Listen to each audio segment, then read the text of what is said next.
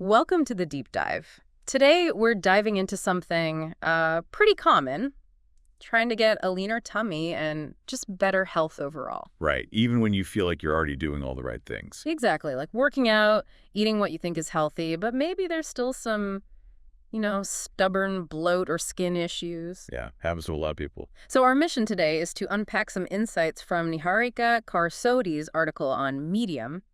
It's called I Got a Lean Tummy in 30 Days by Quitting These Gut Irritant Foods. And what's interesting is her background, right? She's been into fitness and healthy eating for over a decade. Yeah, 10 and a half years. So she wasn't new to this. That makes her findings, I think, especially relevant for those of us already trying to be health conscious. Definitely. So we're looking at what she changed specifically and what happened. That's the plan. Let's get into it. Okay. So it sounds like she was in a bit of a frustrating spot. Totally. Yeah. The article starts right there, all those years of effort, workouts, careful eating, but still dealing with adult acne and what she called a wobbly tummy. And that feeling when you're putting in the work, but not seeing those specific results. Yeah. Especially around the middle. It can be really disheartening. For sure. It really sets up this surprising idea that maybe some of those healthy foods were actually the problem. And that leads to the turning point, deciding to see a nutritionist. Yeah. Which, underlines how important personalized advice can be. Yeah. Even if you know a lot, sometimes you hit a wall. And that led to this kind of aha moment for her. Pretty much the realization that these supposedly healthy foods were causing inflammation, and that was showing up as acne and bloating. It really drives home that healthy isn't universal, is it? Especially with gut health. Exactly. What works for one person might actually irritate another. Our guts are complex. Okay, so let's dig into the specifics. What did she actually cut out? First up, bread. Bread. And not just like white bread. She mentions even the healthy kinds. That probably makes some people listening think, wait, my whole wheat toast. Yeah, that's a good point. So while gluten is often the main suspect for many people. Right. It's not always the only issue. Some people might react to other proteins in wheat, or maybe additives, even in those supposedly better breads. Additives, huh? Even in multigrain. It's possible. And the fermentation process can vary too, affecting how digestible it is. So, yeah, it's more nuanced than just gluten sometimes. Interesting. Okay, next on her list, chocolate. She does mention reintroducing it later, after a year, but saw a direct correlation with her acne. That sounds like her body sending a pretty clear message. Yeah, seems like it. And look, really dark, high-quality chocolate might have some benefits, but most of the stuff we buy, it's packed with sugar, dairy, maybe other things. That can be inflammatory for some people. Exactly. So her spotting that link is, well, it's a good example of just paying attention, being mindful. Then she talks about processed foods, and this was insightful, I thought. It wasn't just obvious junk. Right, she mentioned things like multi-grain biscuits. Yeah, calling them high-calorie stuff packed in something that doesn't even fill you, so you have it in higher quantity. Yeah, I remember that line. It really highlights how these sneaky processed foods can kind of derail things, even if they look healthy-ish. Oh, absolutely. Yeah. It brings up that whole calorie density versus nutrient density thing. Right. These snacks might give you quick energy, but they often lack the fiber and nutrients that actually make you feel full and satisfied. So you end up eating more. Makes sense. Okay, another big one. Cutting way back on eating food prepared outside the home. Not eliminating it completely, but a big reduction. And she said something pretty bold. Junk food at home is healthier than healthy food outside. Wow. Okay, that's a statement. What was her reasoning? The oil. Basically the unknown type and often excessive amount of oil used in restaurants or takeaways. That's actually a really valid point. Yeah. It sounds counterintuitive at first, maybe. A little bit, yeah. But when you eat out, you lose so much control over ingredients, especially fats and oils. Even healthy menu items can be cooked with less than ideal oils or just too much of it. Which adds to inflammation, stalls weight loss. Exactly. So if you eat out a lot, maybe finding places that are clearer about how they cook could be, a step. Good tip. Okay, last on the quit list was refined flour. Ah, yes. Yeah. The white stuff. And she'd thought before that, as long as she was in a calorie deficit, it didn't matter that much. But she realized it was actively amplifying her acne. See, that really challenges the simple calories in, calories out idea. Yes. The quality of those calories matters hugely. Refined flour digests super fast, causes those blood sugar spikes and crashes. Right. And that whole roller coaster can trigger inflammation, mess with hormones, increase cravings. It affects way more than just the calorie count. Okay, so that covers what she removed, but she also added some specific things, particularly drinks. Her morning routine sounded quite intentional. Yeah, the hydration part. She mentioned honey water, lemon water, water with soaked fenugreek seeds. And other seeds like carom, cumin, fennel, also aloe vera or amla juice in water. She said 3 glasses of these. That's quite a mix. It sounds like a really proactive way to support digestion right from the get-go. What's the thinking behind using so many different things like fenugreek or amla?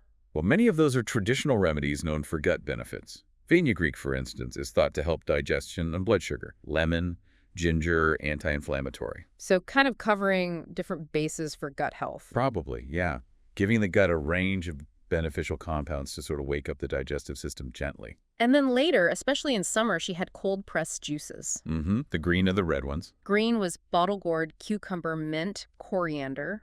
Red was apple, beetroot, carrot, lemon, ginger. She had those about 45 minutes after the morning water. Those sound really nutrient-dense. Yeah. Cold pressing helps keep more vitamins and enzymes intact. And the combinations, like bottle gourd. Yeah, bottle gourd lauki is very hydrating, cooling.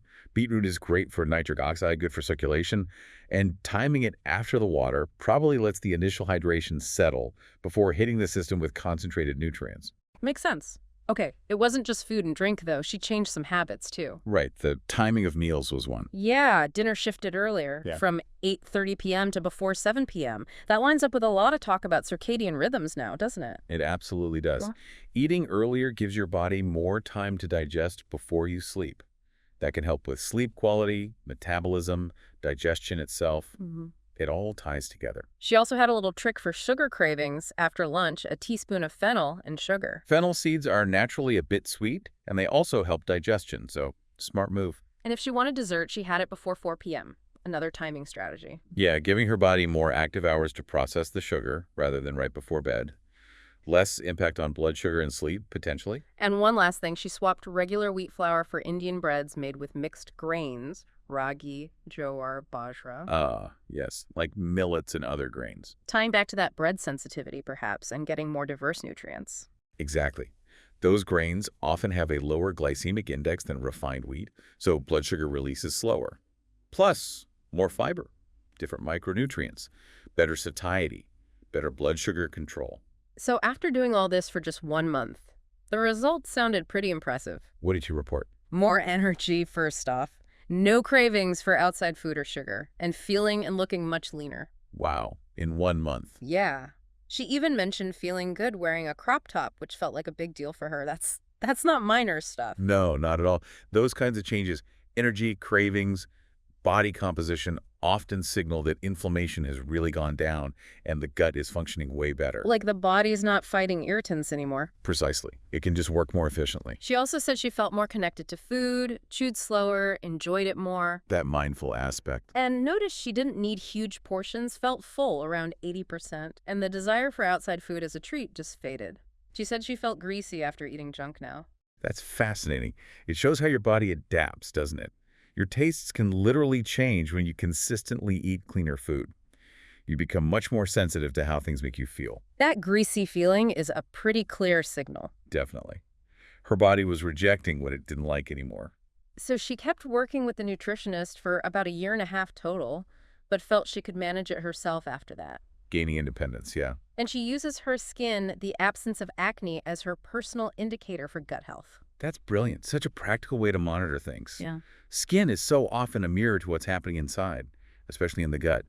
Using it as a barometer shows real self-awareness. She did mention one struggle, though, her internal calorie calculator going nuts at first. Yes.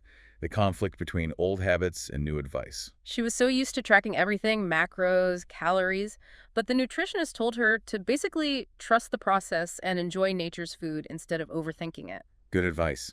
And she said, it worked. It's a reminder that getting too bogged down in numbers can sometimes get in the way of actually building a healthier relationship with food. It's such a key insight. Understanding nutrition basics is useful, sure, but obsessing over numbers can create stress and disconnect you from your body's own signals, like hunger and fullness. Yeah. Focusing on nature's food, like whole, unprocessed stuff. That our bodies recognize and know what to do with. It simplifies things in a good way.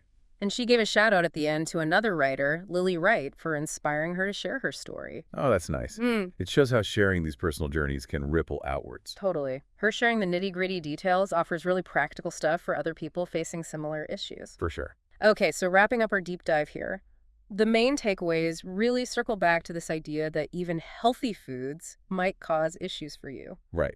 It's individual. Niharika found her specific triggers, made changes to foods, drinks, habits, and saw significant positive results pretty quickly. It's just one person's story, of course, but a compelling one. It definitely makes you think about how your own diet might be affecting you, maybe in ways you haven't considered. And that really brings us to the final thought for you listening. Could there be foods in your diet, things you think are healthy, that are maybe causing some low-grade discomfort or holding you back? Based on this, maybe it's worth experimenting a bit. Not necessarily cutting everything out, but perhaps paying closer attention. Like keeping a small journal of how you feel after certain meals. Exactly. Or maybe trying one of those morning hydration ideas she used. It's about becoming more of an observer of your own body's responses. What small step could you try? Definitely food for thought. Being your own detective, in a way. Precisely. Turning into your unique signals.